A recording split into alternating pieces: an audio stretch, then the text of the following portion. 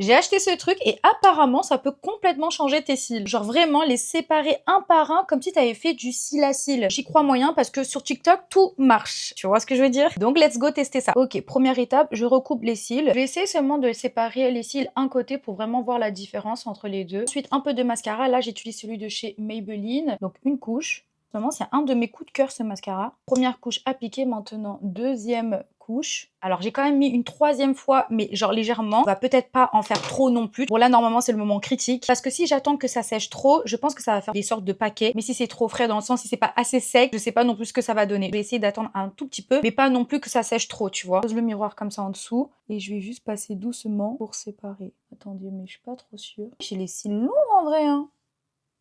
Regardez juste la différence. Ici, c'est séparé et ici, non. Regardez en haut, sur le côté, l'autre côté et de face. En vrai, pour une fois, je sais pas, je suis vraiment mitigée. Dites-moi vous ce que vous en pensez sous les commentaires. On voit quand même cette différence. On voit qu'ici, c'est clairement séparé contrairement à là. Je vais être honnête, je pense que cet outil n'est pas fait pour tout le monde. Moi, en tant qu'ancienne technicienne de cils, je sais qu'il y a des personnes qui ont des cils très rapprochés, genre plusieurs rangées très serrés, un peu en pagaille aussi. Il y a des personnes qui ont des cils très courbés, genre. C'est souvent des personnes qui ont aussi des cheveux très texturés, par exemple. Et là, clairement, cet outil peut aider ces personnes à bien séparer.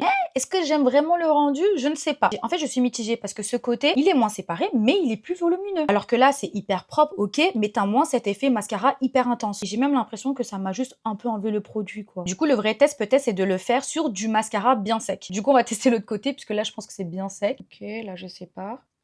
Ah non, mais là, je préfère largement. En fait, il fallait laisser complètement sécher. Là, c'est séparé, mais c'est beaucoup plus intense que ici. Ok, donc verdict, ça reste vraiment un effet cils à cils. Donc si t'aimes le cils à cils bien séparé, bien défini, franchement, tu peux foncer. Je l'ai acheté sur Amazon, pas plus de 10 €. Moi, en vrai, je valide. Mais attention, si t'aimes le volume, le côté chargé bien intense, là, tu l'auras pas. Et surtout, si t'as pas beaucoup de cils à la base, ça risque même de faire encore plus léger. Vraiment, c'est une question de rendu.